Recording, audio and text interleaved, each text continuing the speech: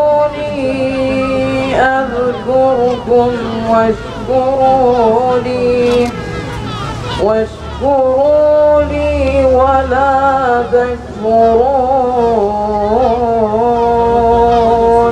هذه القضية الفلسطينية لا بد لنا وأن نصحح المسار عند كل المسلمين. هي قضية المسلمين في فلسطين، ففلسطين التي فتحها عمر بن الخطاب وحررها البطل صلاح الدين هي ملك لكل من قال لا إله إلا الله محمد رسول الله. Bu Filistin meselesini bütün Müslümanlara yaymamız gerekiyor. O Filistin ki Ömer bin Hattab'ın fethettiği ve bütün Müslümanların sahip olması gerektiği Filistin Kudüs davasını bütün Müslümanların sahiplenmesi gerekiyor. Filistin hiye ayatun min kitabillah, ahadithun li Rasulillah, hiye el-ardil mukaddesetil tahiretil mübareke, hiye mi'racun nebiyyi sallallahu aleyhi ve sellem. فلا يجوز لنا أن نتنازل عن ذرة من ترابها بإذن الله جل في علاه. Filistin Peygamber sallallahu aleyhi ve sellemin miraca çıktığı yerdir. Filistin Peygamber sallallahu aleyhi ve sellemin Kur'an'da müjdelendiği, Kur'an'da takdis edildiği topraklardır. Ve kesinlikle daha sonrasında Filistin'de herhangi bir karış toprağı da orada Siyonistlere terk etmeyeceğiz. في ظل هذه المعركة الشرسة على أبناء شعبنا في غزة، أبناؤنا وإخواننا وأهلينا في غزة يرسلوا عدة رسائل. الرسالة الأولى أن هذا الاحتلال البغيض مهما بلغ بقتله بأطفالنا بنسائنا، مهما بلغ بهدمه لمنازلنا لمساجدنا لمستشفياتنا، فإننا ثابتون على طريق رسول الله، لأن في ذلك تجارة رابحة مع الله جل في علاه. Filistin'de olan ailelerimiz sizlere şu mesajı gönderiyor. Siyonistler her ne kadar da bizim hastanelerimize, okullarımıza, evlerimize saldırsalar da, Filistin'i yıksalar da kesinlikle biz oradan vazgeçmeyeceğiz. Peygamber sallallahu aleyhi ve sellem bize miras bıraktığı toprakları buralardan ayrılmayacağız diyorlar. رسالة ثانية إلى العالم الظالم الذي زور شهادات الاحتلال عندما دخل المجاهدون إلى أراضينا وقتلوا الصهاينة الجنود. قالوا بأن حماس قتلت الجنود، قتلت الأطفال والنساء، وكان ذلك كذبا وزورا. بالأمس كان هناك مجازر طوال هذه الأيام، مجازر مرتكبة بحق أطفالنا، بحق نسائنا، بحق شيوخنا، والعالم الظالم لم يتحدث بكلمة، لأن المقتول هو فلسطيني مسلم، فالعالم الظالم لا يحرك ساكنا. فإن هذه الازدواجية لا يمكن أن تجعلنا نتراجع إلى الوراء، بل نثبت على طريق صحابة رسول الله. Ve ikinci mesajımızda dünyaya gönderiyoruz ki bize şu yalanları uydurdular. Hamas İsrail'e girdiği vakit, İsrail Aksa tufanına başladığı vakit çocukları öldürdü, kadınları öldürdü diye yalanlar attılar. Ama dünden beri Filistin topraklarında çocuklar, kadınlar ve sivil insanlar öldürülüyor. Ve bununla ilgili hiç kimse bir şey yapmıyor. Öldürülen Müslüman olunca kimsenin sesi çıkmıyor. Ama şunu da bilsinler, biz orada olduğumuz sürece sabit kalacağız. Hiçbir zaman da geri adım atmayacağız. الرسالة الثالثة إلى الاحتلال النازي، إلى هذا الاحتلال المجرم، بأنك مهما قتلت تقتل من أطفالنا، والمجاهدون هناك يقتلون من جنودك، يقتلون من جنودكم ويفجرون دباباتكم، لكن التكنولوجيا في صالحكم فتقتلون بها أطفالنا ونسائنا من أجل أن نرفع الراية البيضاء. نعاهدكم أمام الله، نعاهد الله جل في علاه، ثم نعاهدكم ألا نرفع راية بيضاء، بل سترفع قريبا بإذن الله راية الانتصار هناك على ثرى فلسطين وفي المسجد الأقصى المبارك إن شاء الله رب العالمين. Ve bir üçüncü mesajımızı da Filistin'deki Siyonist köpeklere yolluyoruz. Onlara şunu söylüyoruz. Siz teknolojinizle, elinizde olan silahlarınızla ne kadar kadın, çocuk, sivil katlederseniz de biz orada mücahitlerimizle sizinle savaşacağız. Siz kadınlarla, çocuklarla savaşırsınız. Bizim mücahitlerimiz orada askerlerinizle savaşır. Ki bize bunları yapmaların da sebebi bizleri beyaz bayrak kaldırmaya zorlamalarından dolayıdır. Böyle bir istekleri, böyle bir hayalleri vardır. Ama şunu da unutmasınlar, biz orada zafer sancağını kaldıracağız. İnşallah. Allahu Ekber!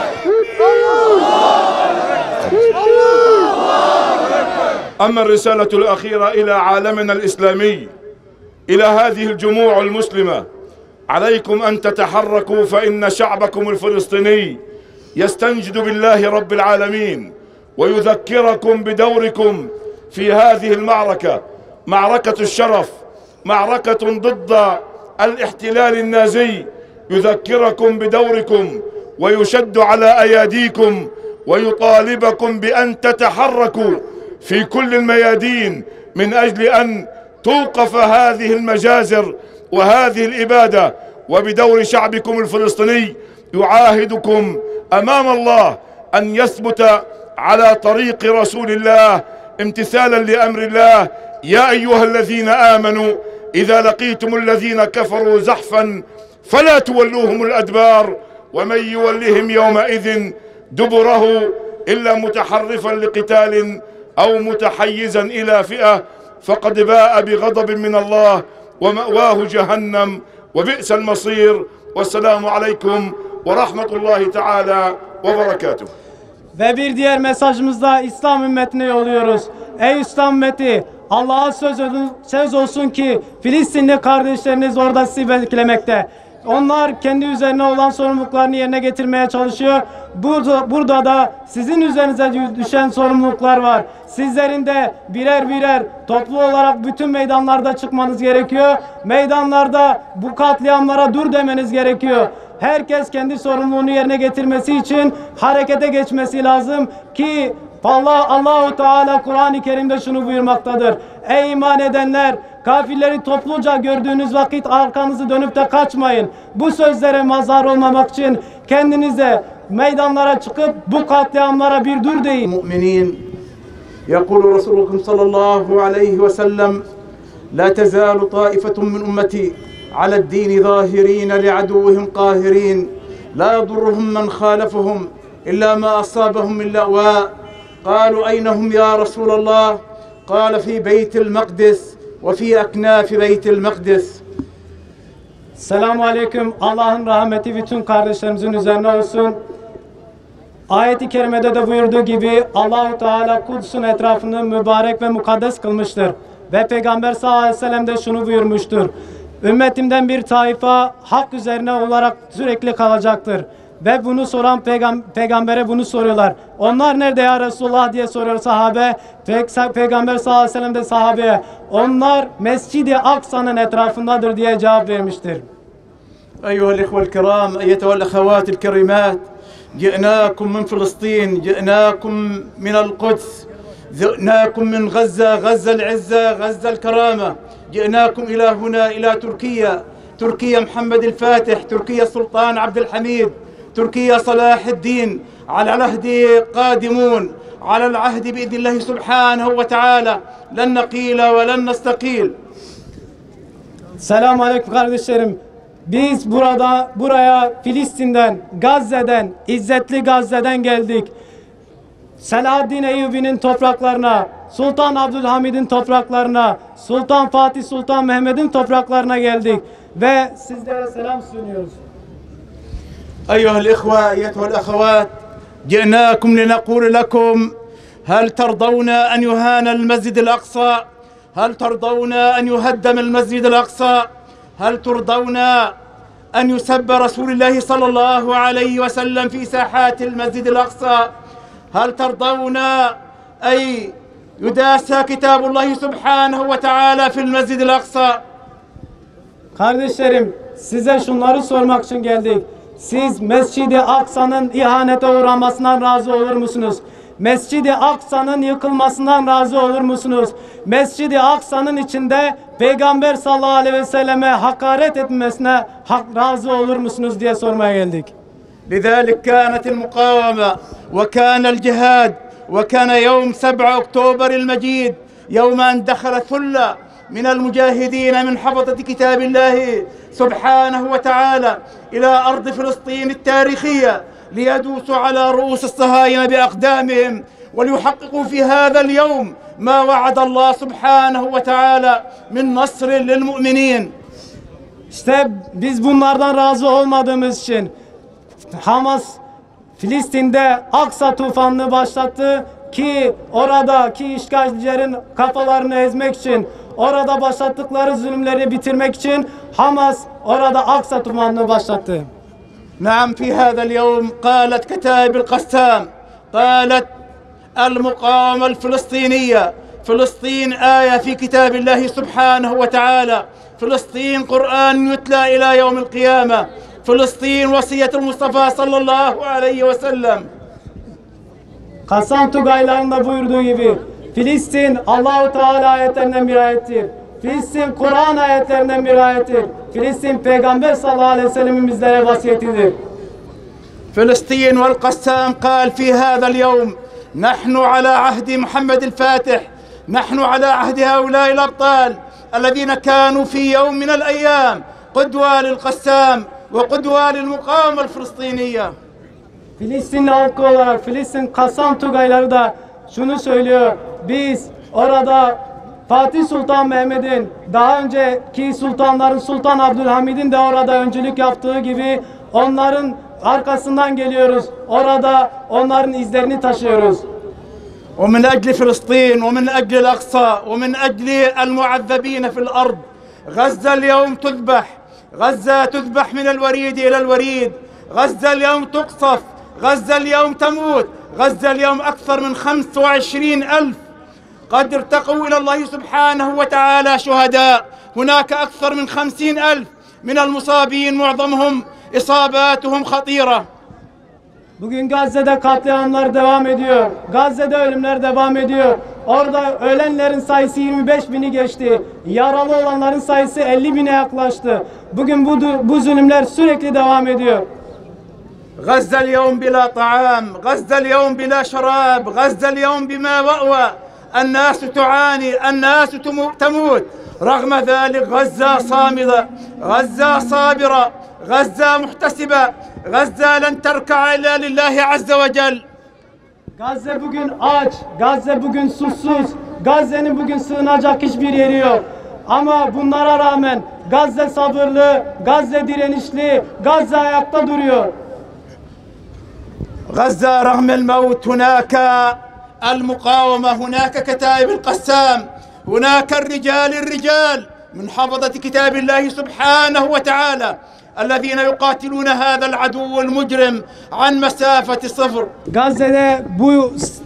Gazze'de bu yapılan zulümlere karşı orada adamlar var, orada mücahitler var. Bu zulümlere durun demek için orada direnen bir grup var ve bu direniş zaferle ulaşacaktır inşallah.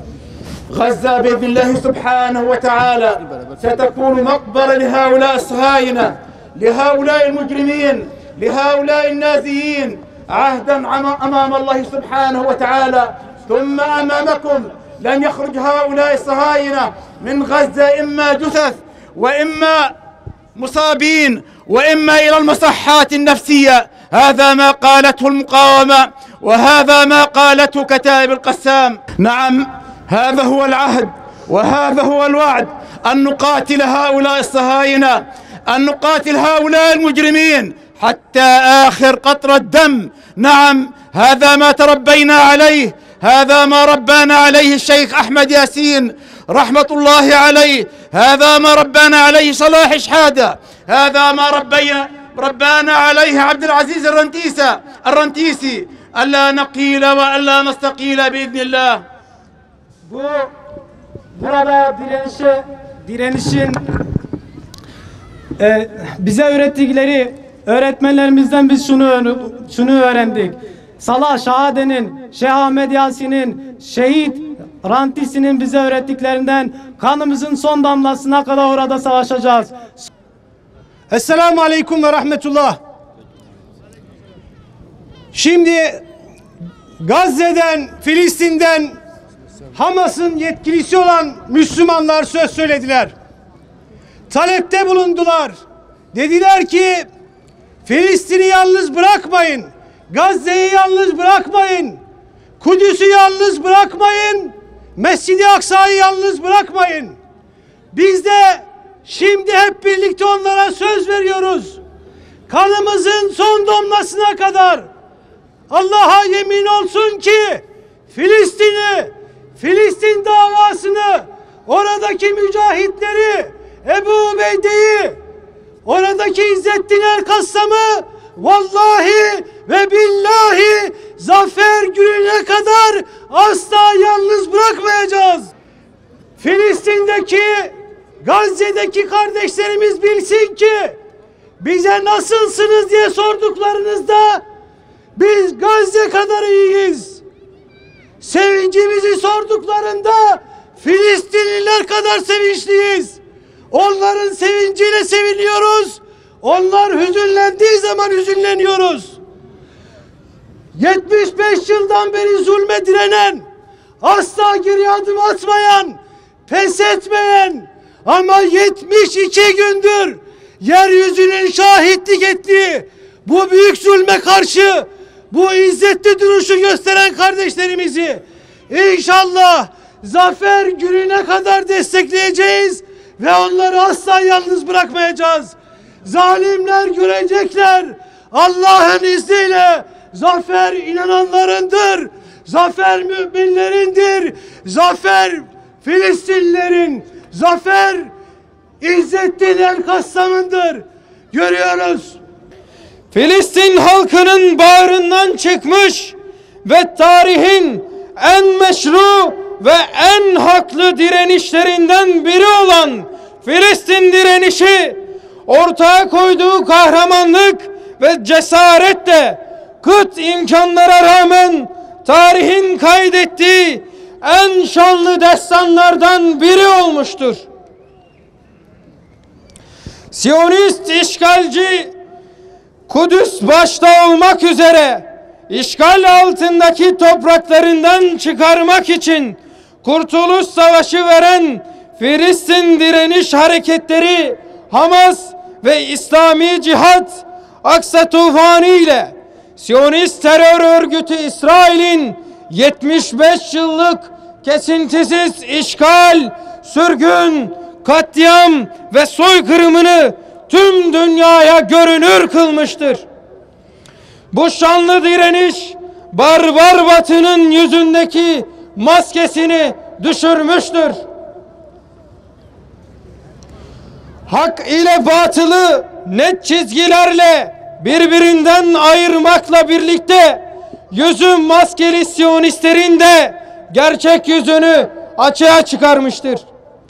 Çocuklarımızın ve yeni neslin kahramanı olan Ebu Ubeyde, Batı'nın sözde demokrasi, insan hakları ve özgürlük putlarının boynunu ipini geçirmiş, vicdan ehli halkların elleriyle batılı ülkelerin başkentlerinin sokaklarında sürüklemektedir.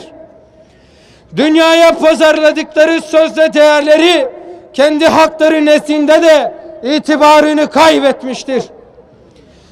Siyonist terör örgütü İsrail ve destekçisi Büyük Şeytan Amerika silahsız, savunmasız, aç ve susuz Gazze halkını vahşice bombalamaktadır. 10 binlerce kadın ve çocuk katledildi. Bombalarla yerle yeksan olan 70 bin konutun altında daha kaç kadın ve çocuğun olduğu halen bilinmemektedir. Bu acımasız katliamlara rağmen batılı liderler işgal edilmiş Filistin topraklarına gidip Siyonist terör örgütü İsrail'e desteklerini açık bir şekilde sunmakta ve Siyonist soykırıma ortak olmaktadır. Buna mukabil İslam ülkelerinin liderlerinin Gazze'yi ziyaret etmesi bir yana bir tek memurunu dahi Gazze'ye gönderebilmiş değildir. Ben buraya bir Yahudi olarak geldim diyen Blinken ve Siyonist olmak için Yahudi olmaya gerek yoktur, ben de bir Siyonistim diyen Biden söylediklerinin gereğini yapıyorken İslam ülkelerinin önemli bir kısmının yöneticileri sözle bile Filistin direnişine destek vermeye cesaret edemiyorlar. Destek açıklayanlar da söylediklerinin gereğini fiilen yerine getiremiyorlar. Soykırımı şiddetle kınıyorlar fakat durdurmak için harekete geçmiyorlar. Hiçbir gerekçe bu vahşi katiller ile ticari, ekonomik, diplomatik ilişkileri sürdürmeyi meşrulaştıramaz. Hiçbir uluslararası angajman, Kürecik ve İncirlik'ten alınan destekle çocukların üzerine bomba yağdırmayı, ölüm kusmayı haklı gösteremez ve bizi bu suçun ortağı olmaktan kurtaramaz.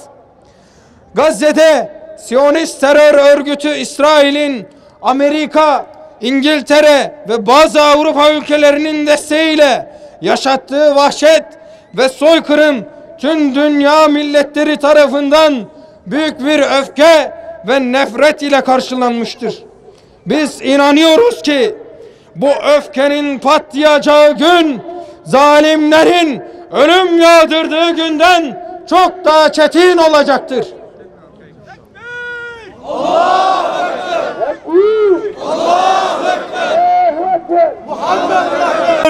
Siyonist katilleri ve küresel zorbaları kahrı perişan eyle. Onları azabını erteleme Allah'ım. Onların azabını çabuklaştır Allah'ım. Rahmetini esirgeme üzerimizden. Amin. Ve selamun alel murselin. Velhamdülillahi Rabbil alemin. Tüm şehitlerimiz için, tüm Filistinli şehitlerimiz için ve şehit Şeyh Ahmet Yasin'imiz için El Fatiha.